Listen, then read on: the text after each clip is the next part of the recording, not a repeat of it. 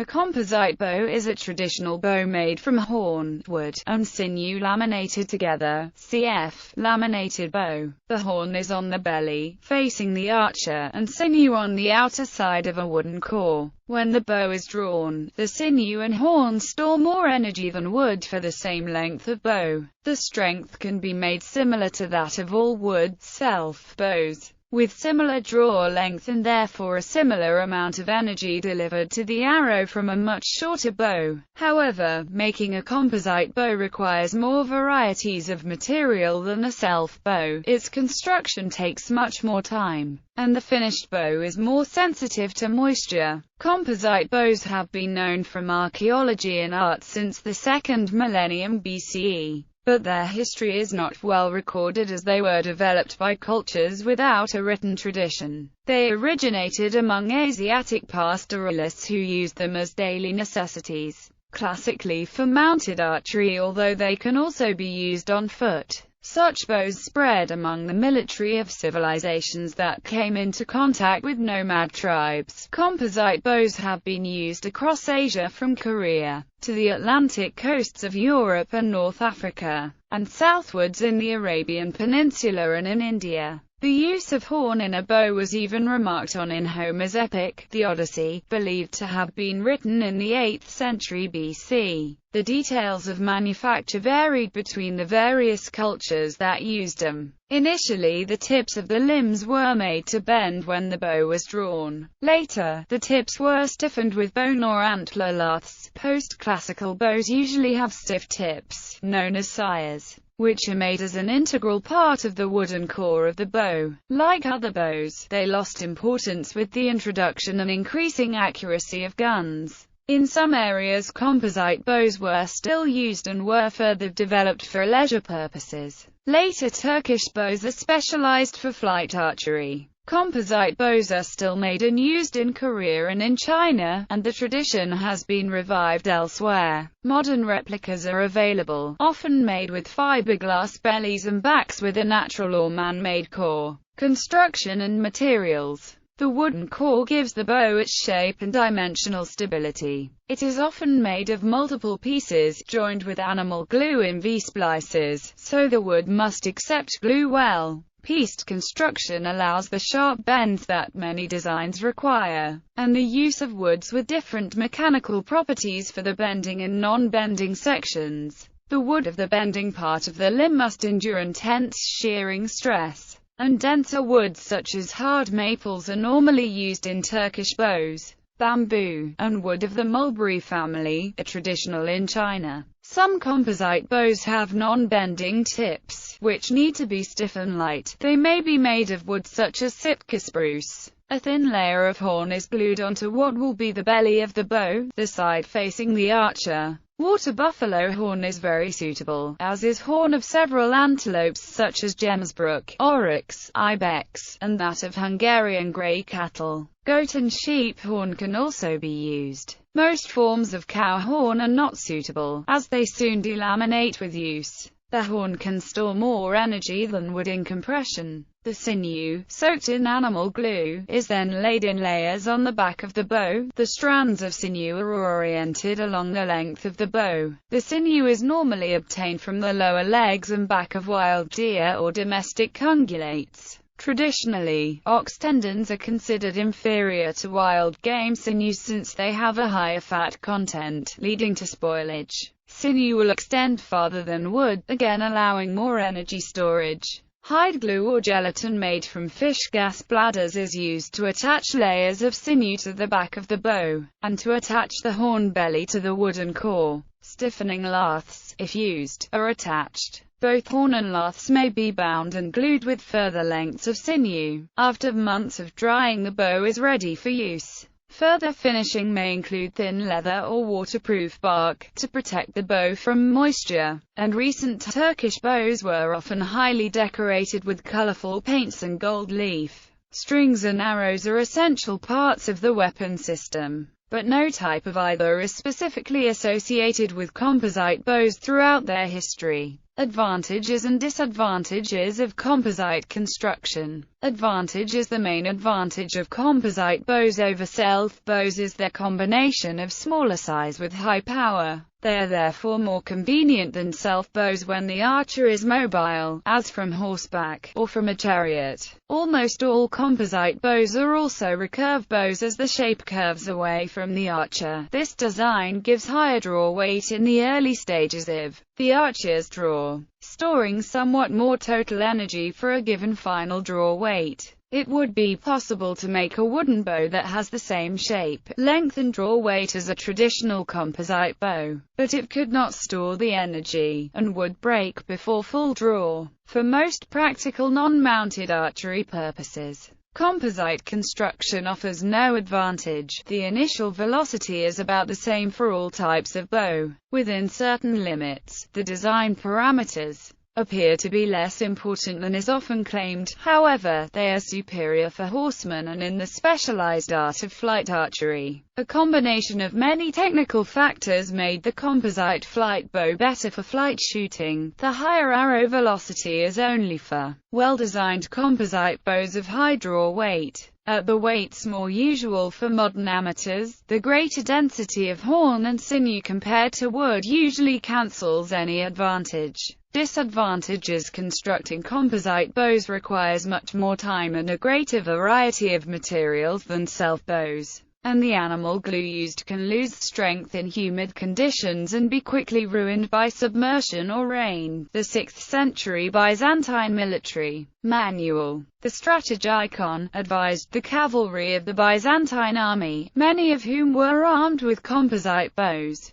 to keep their bows in leather cases to keep them dry. Karpovich suggests that crafting a composite bow may take a week's work, excluding drying time and gathering materials, while a self bow can be made in a day and dried in a week. Peoples living in humid or rainy regions historically have favored self bows, while those living in dry or arid regions have favored composite bows. Medieval Europeans favored self bows as hand bows, but they made composite prods for crossbows. The prods were usually well protected from rain and humidity, which are prevalent in much of Europe. Origins and use. By charioteers, bows of any kind seldom survive in the archaeological record. Composite bows may have been invented first by the nomads of the Asiatic steppe, who may have based it on earlier northern Asian laminated bows. However, archaeological investigation of the Asiatic steppe is still limited and patchy. Literary records of any kind are late and scanty and seldom mention details of bows.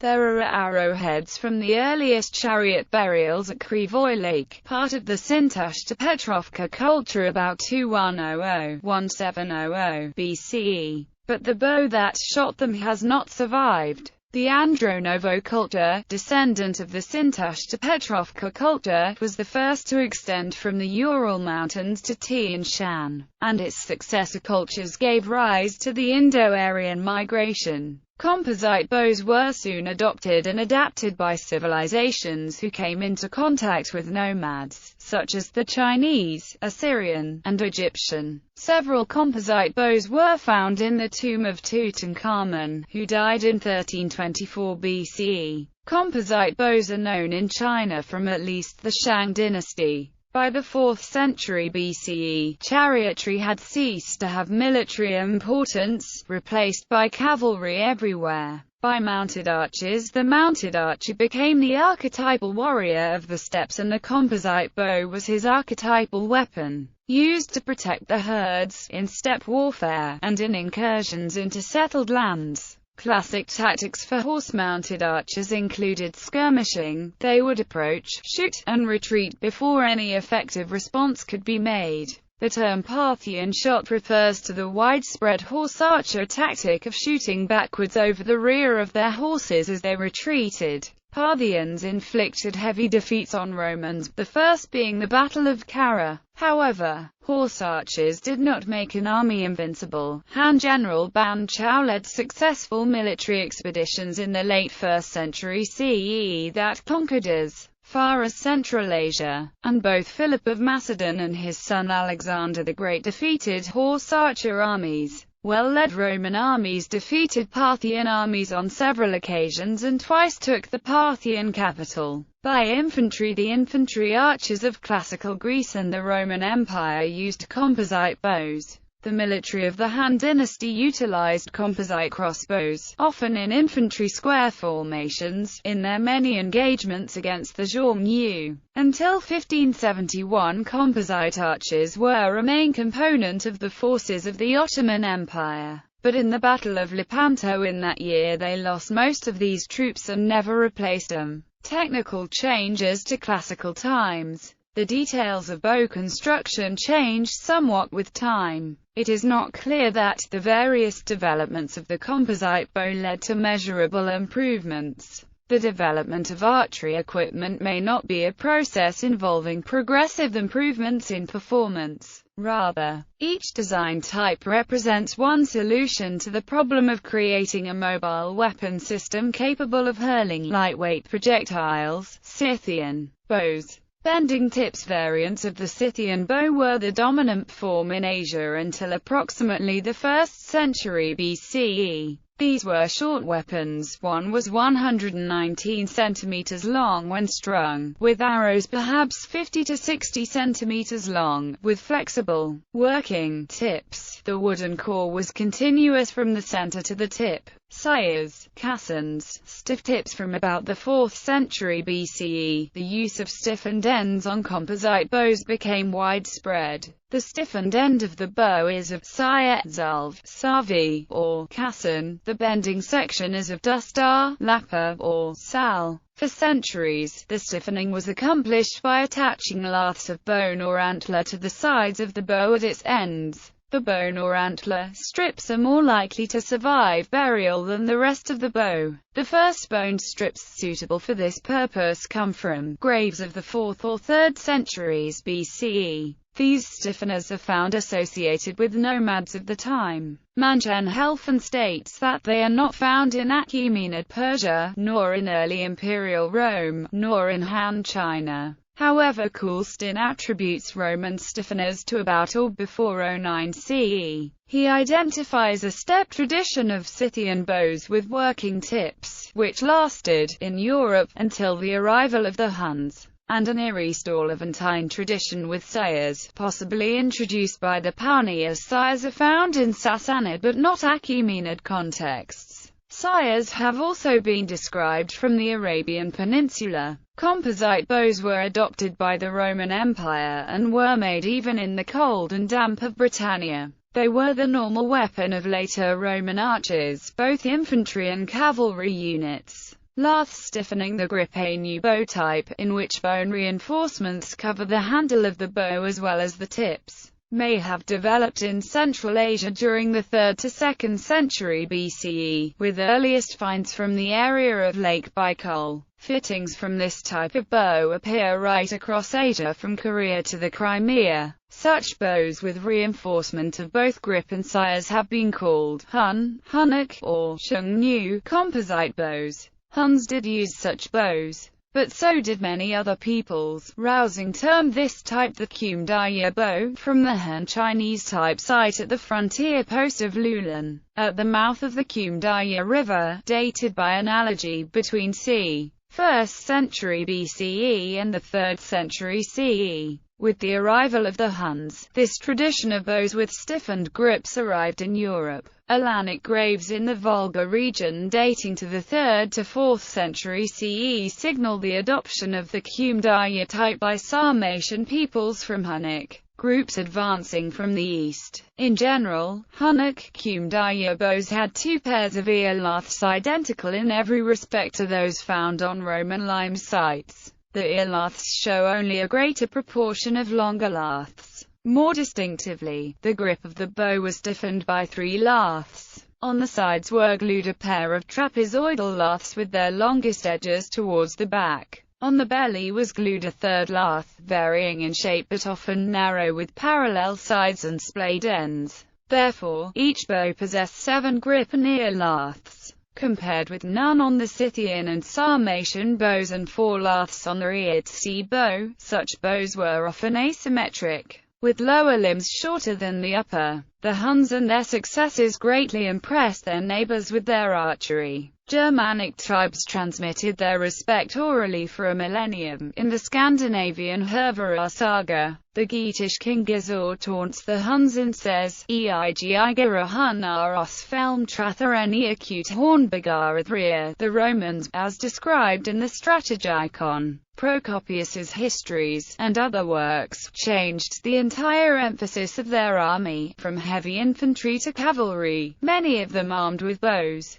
Mauricios's Strategikon describes the Byzantine cavalry as bow-armed cursors and lance-armed defensors. The grip laths stayed essentially the same, except that a fourth piece was sometimes glued to the back of the handle, enclosing it with bone on all 4 faces. The belly lath was often parallel-sided with splayed ends. The sire laths became much wider in profile above the nock and less rounded, giving a bulbous aspect. The nock was often further away from the upper end of the sire than on Cumdaya type examples. Additional laths were usually added to the belly and back of the sire, thus enclosing both ends of the stave on 4 faces. This made a total of up to 12 laths on an asymmetrical bow with stiff, set back handle. Examples measured in situ suggest bow lengths of 120 to 140 centimeters. When unstrung, the sires reversed sharply forward at an angle of 50 to 60 degrees.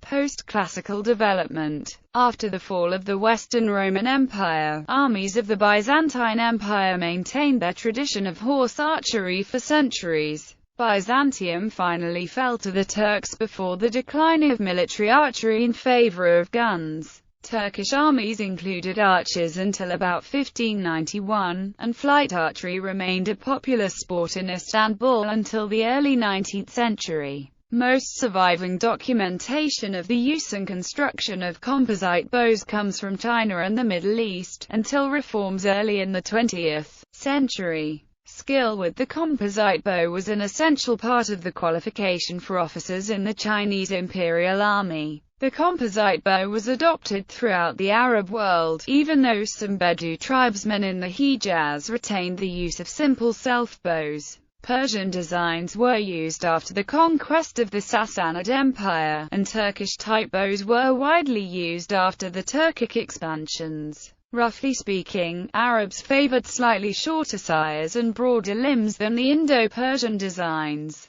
Sometimes the protective cover on the back was painted with Arab calligraphy or geometric patterns. No design was standardized over the vast area of the Arab conquests. It was said that the best Arab composite bows were manufactured in Damascus, Syria. The first surviving treatise on composite bow construction and archery was written in Arabic under Mamluk rule about 1368. Fragments of bone laths from composite bows were found among grave goods in the United Arab Emirates dating from the period between 100 BC to 150 AD. Integral wooden sires. Later developments in the composite bow included sires made of separate pieces of wood, attached with a V-splice to the wooden core of the bow, rather than strengthened by external reinforcement. Medieval and modern bows generally have integral wooden sires and lack stiffening laths. String bridges. A string bridge, or run, is an attachment of horn or wood, used to hold the string a little further apart from the bow's limbs at the base of the sires, as well as allowing the sire to rest at an angle forward of the string. This attachment may add weight, but might give a small increase in the speed of the arrow by increasing the initial string angle, and therefore the force of the draw in its early stages. Large string bridges are characteristic of Manchu bows and late Mongolian bows, while small string bridges are characteristic of Korean, Crimean Tatar, and some Ming dynasty bows. String bridges are not present in artwork in the time of Genghis Khan or before.